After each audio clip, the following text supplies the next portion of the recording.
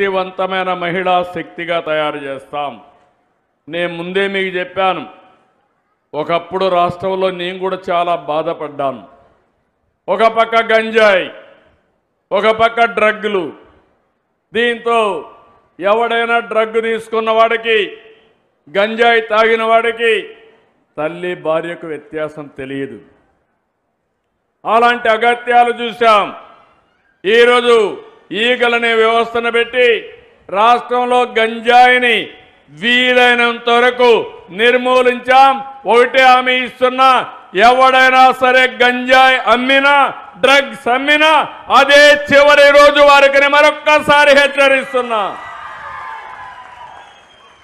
మా ఆడబిడ్డలందరికీ హామీ ఇస్తున్నా, ఎవరైనా మీ జోలుకొస్తే నేను అందులో బాధితుడిని, ఆడబిడ్డలు అవమానం చేసినప్పుడు